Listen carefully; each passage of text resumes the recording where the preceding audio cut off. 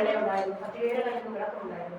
പക്ഷെ കുറെ അങ്ങോട്ട് മുന്നോട്ട് പോയപ്പോൾ 5 പേരുടെ കയ്യിലെ എണ്ണ തീർന്നു പോയി. അവര് അവിടെ വരുമ്പോൾ പറഞ്ഞിരിക്കുന്നത് 5 പേർ എണ്ണെടുക്കാൻ മറന്നുപോയതാണ്. 5 പേർ എണ്ണെടുക്കാൻ മറന്നുപോയതേ അല്ല, അവർക്ക് എന്താ സംഭവിച്ചതെന്ന്, ആ എണ്ണ എങ്ങനെ അവർ ശരീരത്തിൽ നിന്ന് അല്ലെങ്കിൽ അവരുടെ കയ്യിൽ നിന്ന് ആ എണ്ണ എങ്ങനെ കുറഞ്ഞു പോയതെന്ന് ആണ് നമ്മൾ ചിന്തിക്കാനായിട്ട് പോകുന്നത്.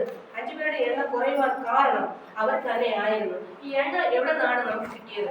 അത് നമുക്ക് നോക്കുമ്പോൾ 30 പുസ്തകം 3-ാമത്തെ അധ്യായം നോക്കുമ്പോൾ കർത്താവായ യഹോവയായ ദൈവം മനുഷ്യനെ സൃഷ്ടിക്കുന്നതിന് മുമ്പായി തന്നെ ദൈവദൂതന്മാരെ സൃഷ്ടിച്ചു. 1000 വർഷങ്ങൾ കഴിഞ്ഞതിന് ശേഷം ദൈവം മനുഷ്യനെ സൃഷ്ടിക്കാനായി ഭൂമി റീക്രിയേറ്റ് ചെയ്തു. റീക്രിയേറ്റ് ചെയ്യുന്ന സമയത്ത് അതിന് മുമ്പായി ദൈവദൂതനെ ദൈവത്തെക്കാൾ വലിയവനാകുമെന്ന് പറഞ്ഞ സമയത്ത് വെട്ടി താഴെയിട്ടത് എല്ലാവർക്കും അറിയാവുന്ന കാര്യം തന്നെയാണ്.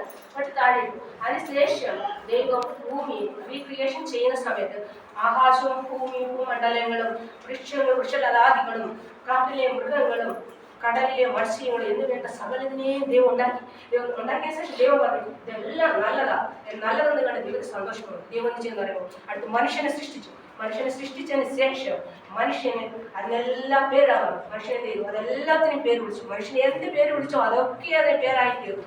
ആ പേര് കൊടുത്ത് ദൈവം അവനെ ഏതോട്ടത്തിലാക്കിയിട്ട് ദൈവം വഴി പോവുകയാണ്.